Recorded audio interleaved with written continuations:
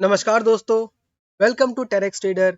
मैं हूं राजेश कुमार और आज ये बात करने वाला हूं एक ऐसे मल्टी बैगर स्टॉक के बारे में जो कि अभी भी एक स्मॉल कैप कंपनी है और उसका बहुत अच्छा खासा स्ट्रांग प्रोबेबिलिटी है कि फ्यूचर में जाके वो मल्टी बैगर बन जाएगा।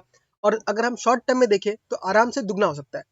तो वीडियो स्टार्ट करने के पहले आपसे एक छोटा सा रिक्वेस्ट करता हूँ कि इस चैनल को सब्सक्राइब कर दीजिए, क्योंकि ऐसे ही मल्टी बैगर स्टॉक्स को मैं ढूंढ ढूंढ के लाता हूँ जिसमें बड़े बड़े इन्वेस्टर्स ने इन्वेस्ट किया है और इनका फंडामेंटल्स काफी स्ट्रांग है। तो चलिए हम देखते हैं पहले इस कंपनी का नाम क्या है। इस कंपनी का नाम है एडीएफ फूड्स और ये एक एफएमसीजी सेक्टर में है, यानी कंज्यूमर फूड्स बनाती है। जैसे पिकल्स हो गया, पैक्ड फूड जो हो गए वो सब बनाती है और ये सेल करती है बाहर के मार्केट में। तो इसका जो मेन मार्केट है वो इंटरनेशनल मार्केट है, यानी इसका मेनली बिजनेस एक्सपोर्ट से आता है। तो हम क्विकली देख लेते हैं कंपनी के नंबर्स कैसे हैं। इसका मार्केट कैप सिर्फ 2000 करोड़ का है, यानी कि एक स्मॉल कैप कंपनी है। अगर हम प्राइस टू अर्निंग देखें तो 31 है, तो थोड़ा ज्यादा लग सकता है, लेकिन स्मॉल कैप कंपनी के लिए जिसमें ग्रोथ का बहुत ज्यादा अपॉर्चुनिटी है, 31 काफी रीजनेबल है। प्राइस टू बुक अगर देखें तो लगभग 5 के आसपास है। ये थोड़ा ज्यादा लग सकता है, लेकिन इसे हम कंपेयर करके देखेंगे कि पूरे सेक्टर का कितना चल रहा है। तो अगर हम पूरे सेक्टर से कंपेयर करते हैं तो सेक्टर के कंपैरिजन में अभी भी हमको ये 50% वैल्यूएशन पे मिल रहा है, जिसके बारे में आगे बात करूंगा। लेकिन हम पहले आगे कुछ देख लेते हैं। कंपनी हल्का सा डिविडेंड यील्ड देती है जो कि 0.47% का है। वहीं पे कंपनी का डेट अगर देखें कि कंपनी टोटली डेट फ्री है, आप देख सकते हैं 0 करोड़ का डेट है। वहीं पे कैश अगर देखें तो 42 करोड़ का कैश कंपनी के पास है। प्रमोटर के पास 36% का होल्डिंग है। ईपीएस 6% का है और आरओसी आरओई भी काफी कंफर्टेबल है, 15% और 21%। तो ये हमने कंपनी के मोटा मोटा नंबर्स देखा। अब अगर हम जाके quarter quarter on quarter profits को देखें, अब देख सकते हैं सेल्स कंटिन्यूअसली बढ़ रहा है। दिसंबर 2020 में 99 करोड़ का था, जो कि बढ़ के अब 130 करोड़ का हो चुका है। वहीं पे ऑपरेटिंग प्रॉफिट अगर देखें तो 19 करोड़ से बढ़कर वो 27 करोड़ पे आ चुका है, जो कि काफी ठीक है।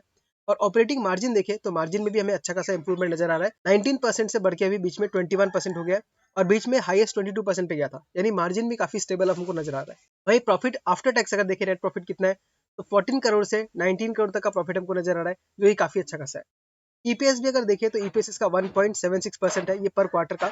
अगर पूरे साल का निकालेंगे तो 6 रुपीज के ऊपर ही आ जाएगा। अब एक दूसरा चीज जो बहुत इंपॉर्टेंट होता है वो होता है कैश फ्लो को देखना, यानी कंपनी जो भी कर रही है ठीक है, लेकिन उसके पास कैश कितना आ रहा है। जैसे मान लीजिए आपने कुछ भी बिजनेस किया, आप दुकान चला रहे, आपने सामान बेचा, कुछ उधारी पे दिया, कुछ अपने सामान खरीदा, तो सब कुछ काट कुट के, सैलरी वैलरी काट के, सब कुछ काट के आपके हाथ में एक्चुअल कितना पैसा है, नेट नेट प्रॉफिट कितना आया, उसको हम बोलते हैं कैश फ्लो। तो आपको हमेशा ध्यान रखना चाहिए कि जो कैश फ्लोज है जितना ज्यादा पॉजिटिव हो सके उतना बेटर होता है। तो यहाँ पे देख सकते हैं कि कैश फ्रॉम ऑपरेटिंग एक्टिविटी, यानी जो बिजनेस कर रही है, मेन जो बिजनेस है उससे कितना कैश आ रहा है। तो आप देख सकते हैं आराम से कैश फ्लो आ रहा है।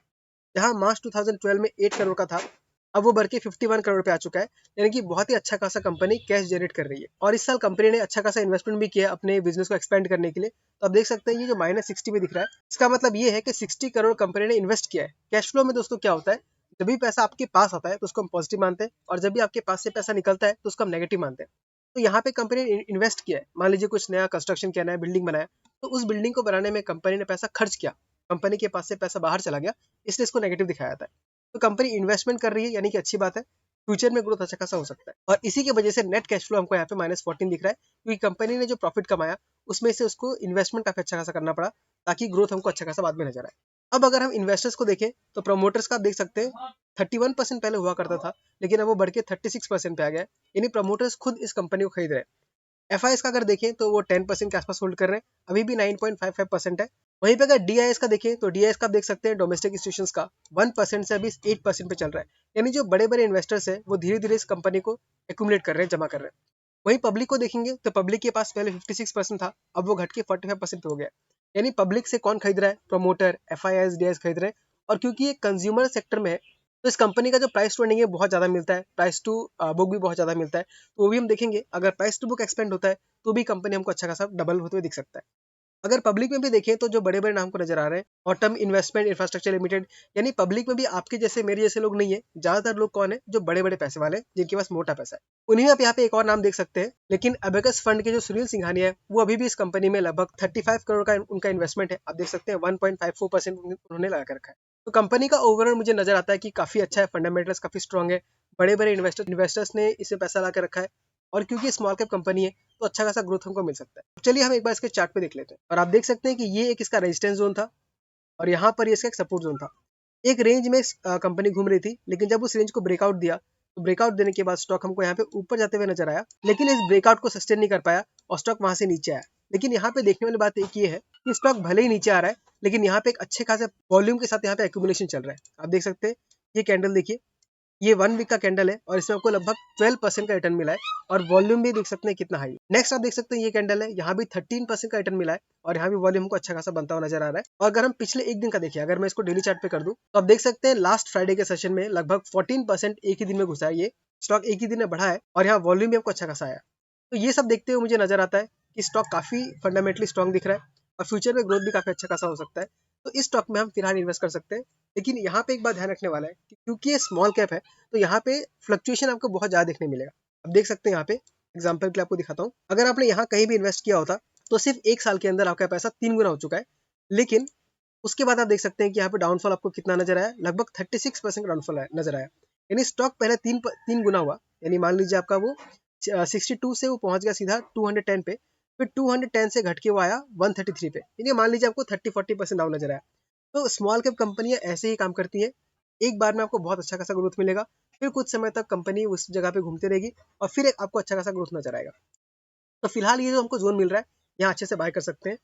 और अगर मैं अपने बारे में बात करूँ तो मैं ऑलरेडी इसमें इन्वेस्टेड हूँ। आप देख सकते हैं 113 शेयर्स मेरे पास है, लगभग 205 के आसपास का मेरा एवरेज प्राइस है और फिलहाल मुझको लगभग 5% का प्रॉफिट हो रहा है। तो इस वीडियो में मैंने एडीएफ फूड्स के बारे में बात किया, जो कि स्मॉल कैप कंपनी है, बहुत अच्छा खासा चांसेस है मल्टीबैगर बनने का।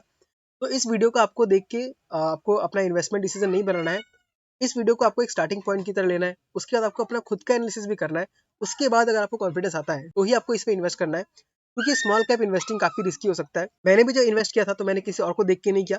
हाँ, मैं बड़े लोगों का पोर्टफोलियो को ट्रैक करता हूँ और उनमें से जो मुझे पसंद आता है उसमें खुद इन्वेस्ट करता हूँ, जो बिजनेस मुझे समझ में आता है। अगर आप एडीएफ फूड के बारे में डिटेल में जानना चाहते हैं तो ऑलरेडी एक वीडियो मैंने बना के रखा है, आप उसको जाकर चेकआउट कर सकते हैं।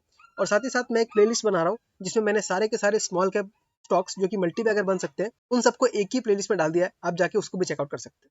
ठीक है दोस्तों, आज के वीडियो में इतना ही। अगर आपको ये वीडियो अच्छा लगा तो इसको लाइक कर दीजिए और हो सके तो चैनल को सब्सक्राइब भी कर दीजिए। जल्दी हम 1000 सब्सक्राइबर तक पहुंचने वाले हैं। ठीक है दोस्तों, मिलते हैं अगले वीडियो में किसी अगले स्टॉक के साथ। तब तक के लिए ta ta bye bye, take care.